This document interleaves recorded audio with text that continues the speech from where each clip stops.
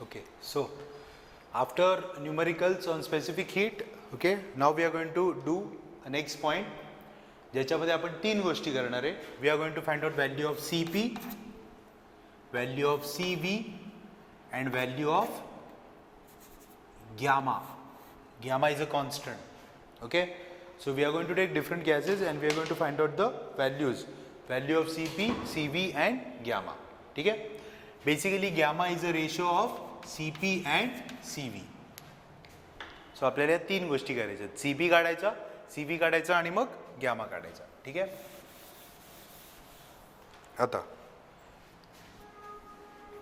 First we will do it for monoatomic gases. Okay, आता बघा इथे तुमचं डिग्री ऑफ फ्रीडमचं नॉलेज खूप इम्पॉर्टंट आहे. ओके, आणि हे सिम्पल आहे. We are going to do it for monoatomic gases. आपण जे शिकलोय आत्तापर्यंत ते लिहून घेऊ. What are the degree of freedom for monoatomic gas? 3 degree of freedom. कारण मोनोॲटॉमिक गॅसमध्ये only there are translational modes of vibration, translational modes of motion. Therefore degree of freedom is 3. Okay, मग आपण लॉ ऑफ इक्विपार्टिशन बघितला. In every part there is a half kBt amount of energy.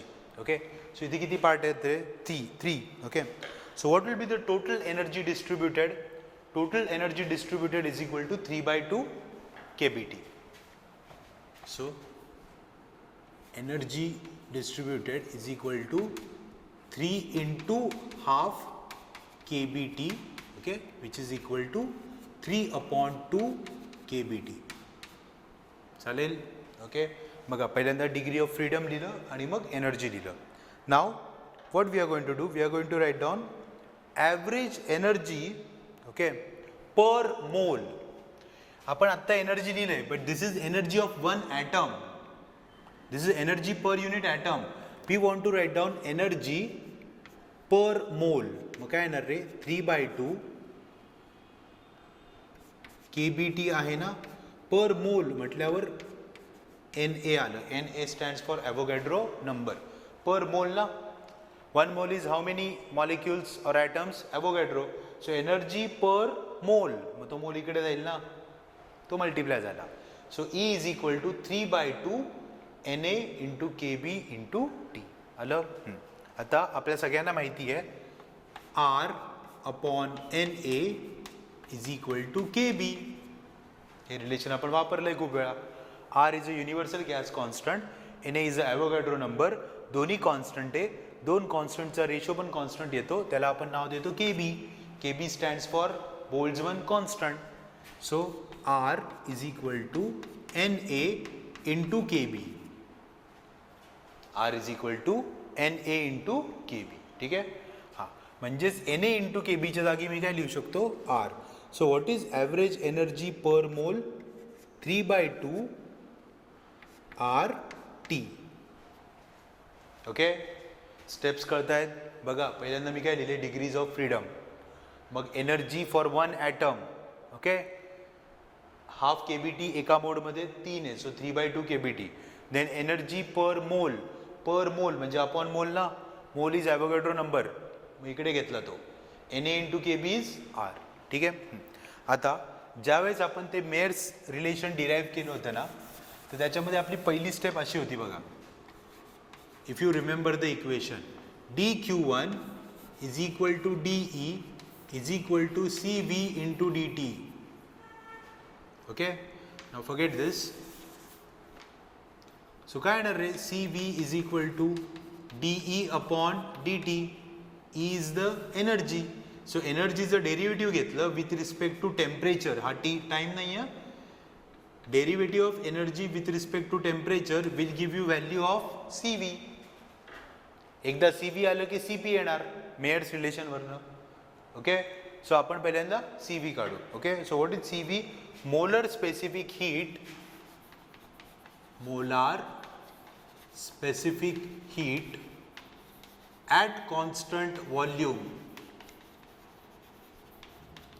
Molar specific heat at constant volume म्हणजे cv is equal to de upon dt so C V is equal to D by D T of E. काय E? 3/2 R T. कळलं? 3/2 R constant. So 3/2 आणि R बाहेर गेले. Derivative of T with respect to T is 1. So what is the value of CV? 3/2 R. So what is the value of molar specific heat at constant volume for monoatomic gas?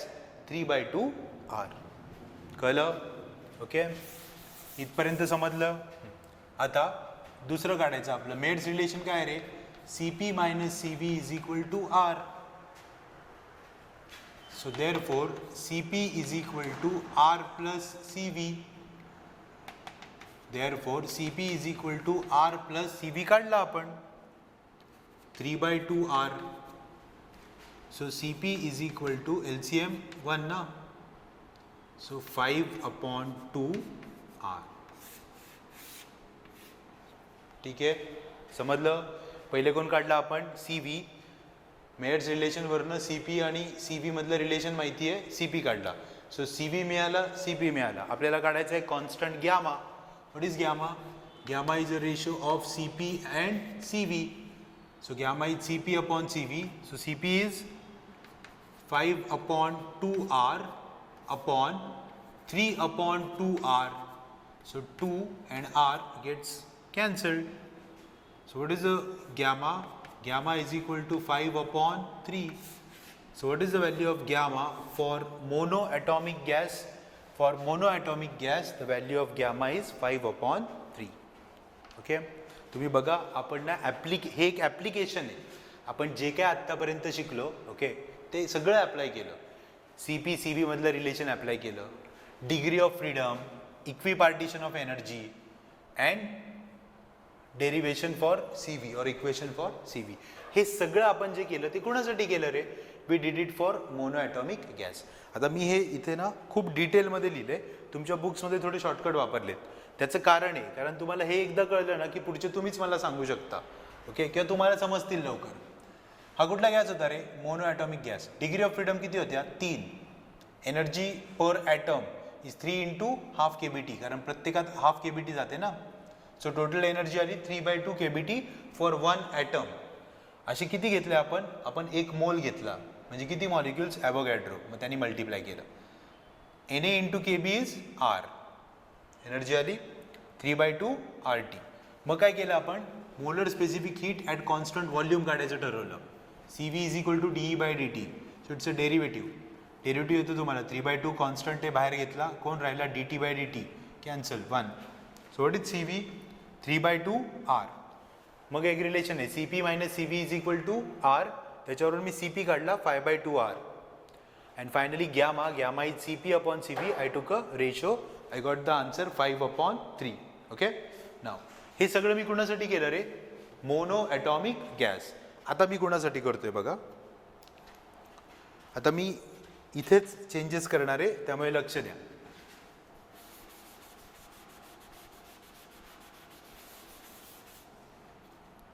Second मी कोणासाठी करतोय? I am doing it for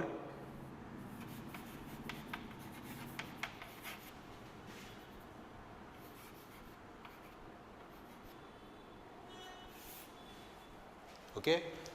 आता मी कोणासाठी करणार आहे? Rigid diatomic gas. Okay, मी म्हटलं ना मी ह्याच्यामध्ये चेंजेस करणार आहे. बघा आता काही चेंजेस करायचे आपल्याला. We are doing it for rigid diatomic gas. Rigid diatomic गॅसमध्ये डिग्री ऑफ फ्रीडम किती होते सांगा?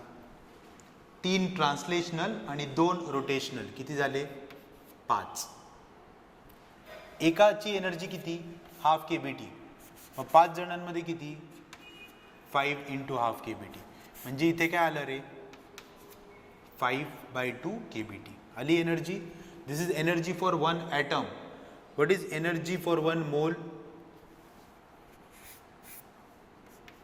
जिथे 3 होतं तिथे 5 आला फक्त. कारण कळलं का पण 5 का आला? Na × Kb is R. समजलं? सो ही आली energy. Energy for 1 mole of gas. आता molar specific heat at constant volume is D upon D T. हा फॉर्म्युला नाही बदलणार ना, फक्त इथे काय चेंज होणार रे, इथे येणार 5/2. ओके, 5/2 आर कॉन्स्टंट बाहेर गेला, 5/2 R. Derivative of T with respect to T is 1. So what is C V? C V is 5/2 R. कळतंय? म्हणजे रिजिड डायटॉमिकसाठी सी व्ही किती आला? 5/2 आर. आता कोण काढायचा? C P. C P minus C V is equal to R. So C P is equal to R plus C V. किती येणार इकडे? 5/2. ॲडिशन किती आली रे? 7/2. ओके, शेवटी तुम्हाला कोण काढायचं रे? गॅमा ना. चला व्हॅल्यूज टाका. सी पी किती आलाय? 7/2 आर अपॉन 5/2 आर. आर आणि 2 कॅन्सल झाला. What is value of gamma? 7/5. So what is gamma for rigid diatomic molecule? 7/5. कळलं? ओके, दोन झाले आपले. पहिला झाला मोनो ॲटॉमिक, ओके, दुसरा झाला रिजिड डायटॉमिक. पण तुम्हाला कळलं का? चेंज कळलं का? चेंज या नंबरमध्ये झाला म्हणून फक्त नंबर बदलला, मेथड नाही बदलली. ओके, तिसरा कुठला शिकवला होता मी सांगा तुम्हाला? तिसरा होता हा रिजिड होता ना. तिसरा कोण होता रे? Non rigid diatomic. आठवतंय? तिसरा होता नॉन रिजिड डायटॉमिक. त्याच्यामध्ये किती डिग्री ऑफ फ्रीडम होत्या? 3 ट्रान्सलेशनल, 2 रोटेशनल आणि व्हायब्रेशनच्या 2 टर्म्स. अशा टोटल डिग्री ऑफ फ्रीडम किती झाल्या? 7. जमलं? म्हणजे जिथे आता 5 दिसतोय तिथे काय आणायचा? 7. मग सेम प्रत्येक मोडची हाफ KBT. So 7/2 KBT. हे झाली एका ॲटमची. ओके, एका मोलमध्ये किती असतात? ॲव्होगॅड्रो नंबर ना, त्याची किती आली? 7/2. So energy comes 7/2 RT. C V is DE/dt. फक्त इथं 5च्या जागी काय येणार आहे? 7. So what is C V for non rigid diatomic? 7/2 R. मग इथे पण 7/2 ना, मग LCM येणार 9/2. Okay, will find out gamma. Gamma is CP/CV. CP is 9/2 R and 7/2 R. 2 and R gets cancelled. So gamma is 9/7. Okay, ठीक आहे. म्हणजे आपण बघा समराईज करू काय केलं ते. आपण पहिला आपण कुठला गॅस काढला होता? Mono atomic. ओके, आपण एक मोठा टेबल बनवू समरीचा. ओके, आणि तो शेवटी बनवू आपण. ओके, पण आत्ता कळलं, आता ॲटलिस्ट 3 केसेस कळल्या. First was mono atomic, second was rigid diatomic, okay, and third one was non rigid diatomic. Okay, now will go to the next point, किंवा ह्याच्यातलाच अजून एक करायचं आहे आपल्याला, poly atomic.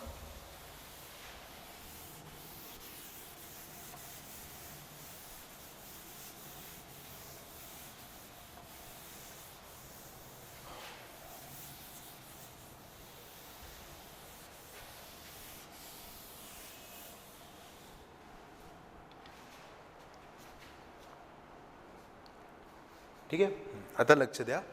First of all we have to learn polyatomic gases.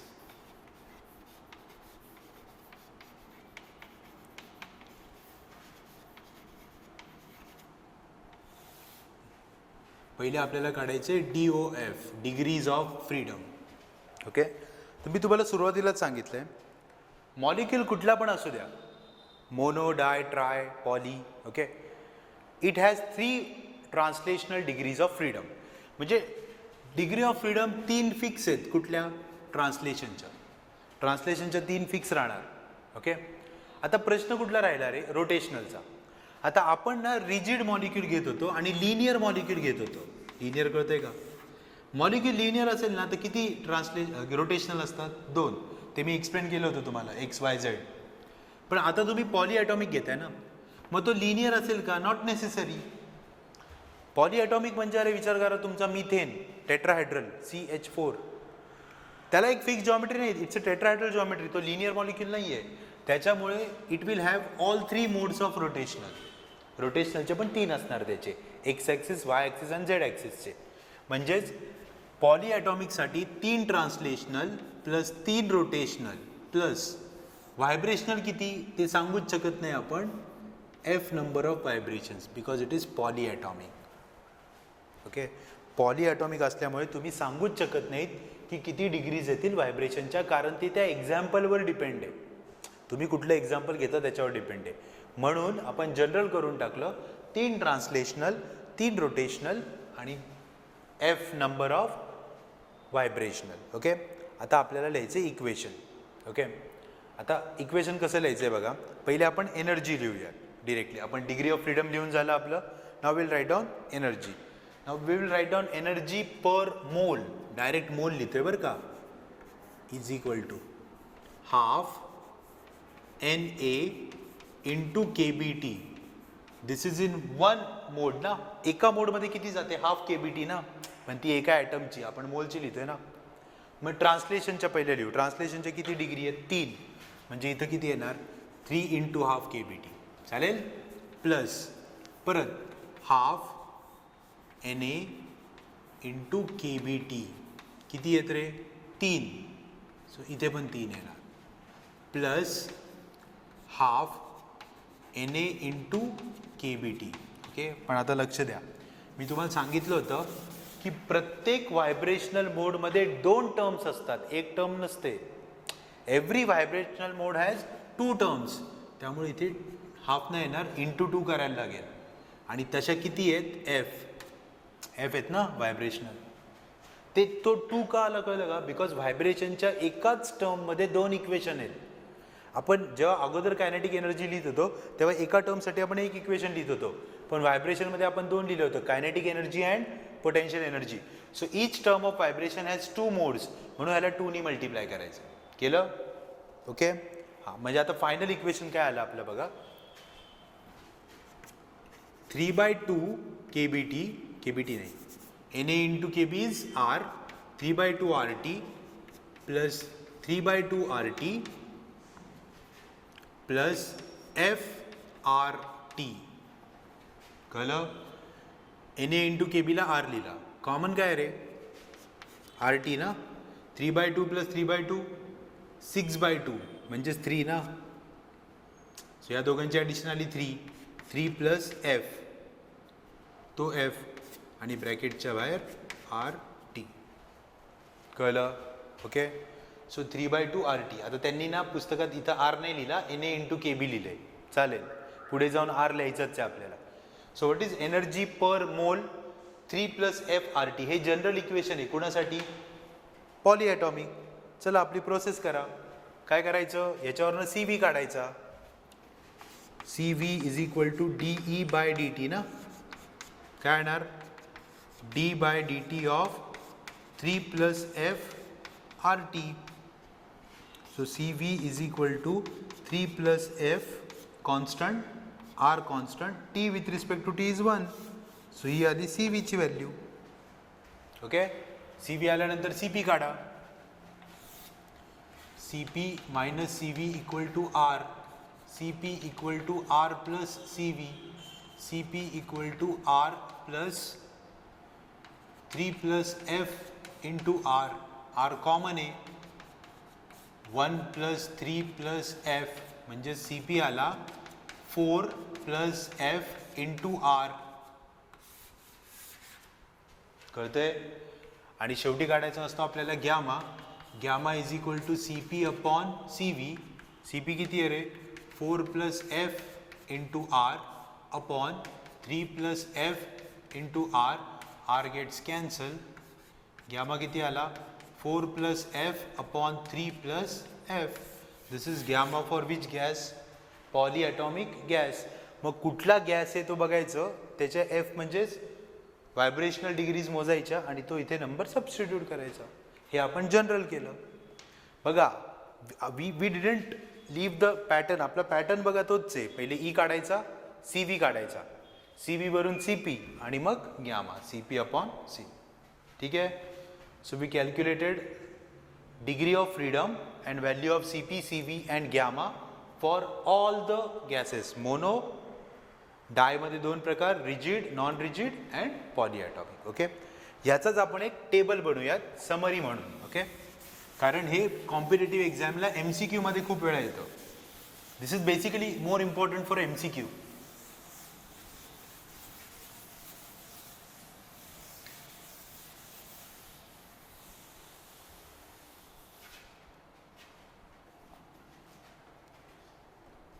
बघा आता मी सुरुवात कशी करतो. DOF म्हणजे degree of freedom.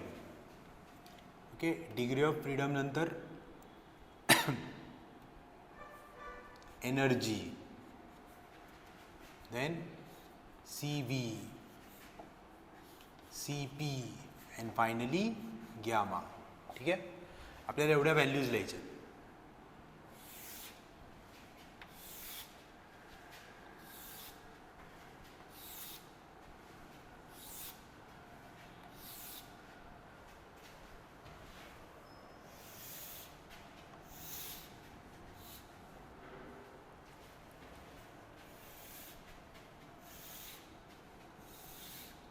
Okay, so first we will start with the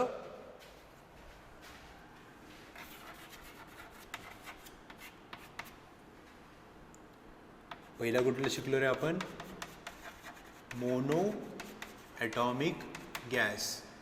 okay, दुसरा कुठला शिकलो आपण, रिजिड डायॲटॉमिक. ओके, तिसरा कुठला शिकलो आपण, नॉन रिजिड डायॲटॉमिक. आणि चौथा शिकलो आपण पॉलीॲटॉमिक. ओके, तो सगळ्यांसाठी लिहू आपण. मोनो ॲटॉमिकसाठी डिग्री ऑफ फ्रीडम 3 आणि तिन्ही ट्रान्सलेशनल. आठवतंय? हां, मग एनर्जी फॉर 1 मोल किती आली होती, 3/2 RT. CV ची व्हॅल्यू 3/2 R. CP ची व्हॅल्यू 5/2 R. गॅमा 5/3. आठवलं? ही रिव्हिजन आहे फक्त. ओके, हां, रिजिड डायॲटॉमिकसाठी किती डिग्री होते रे, 3 ट्रान्सलेशनल 2 रोटेशनल, टोटल डिग्री 5. मग एनर्जी आली होती 5/2 RT. इथे आला 5/2 R CV. इथे 7/2 R. आन्सर केम 7/5.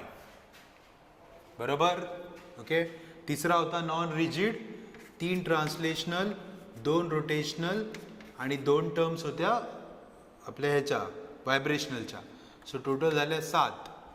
सो इथे आला 7/2 RT, 7/2 R, 9/2 R.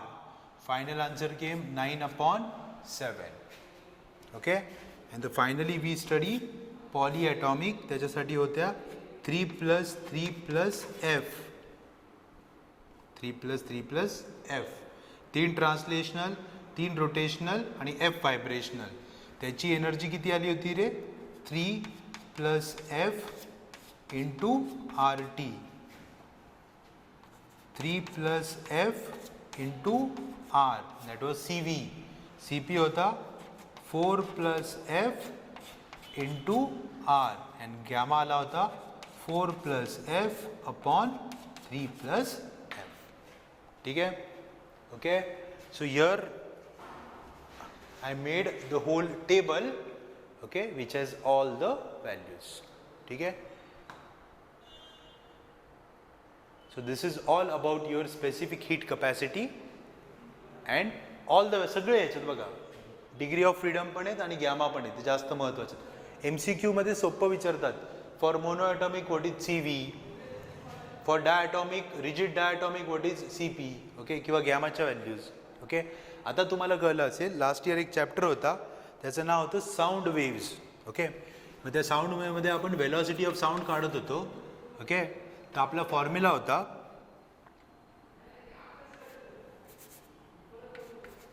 RT/m. Okay, किंवा ई बाय रो म्हणजेच पी अपॉन रो असा पण फॉर्म्युला लिहित होतो आपण त्याला. प्रेशर आणि डेन्सिटी. मग तिथं आपण मग हे न्यूटननी पहिल्यांदा केलं तेव्हा त्याचं उत्तर चुकलं होतं. मग लॅपलासिसनी करेक्शन सांगून गॅमा घेतला होता. आठवलं का गॅमा? तो गॅमा होता CP अपॉन CV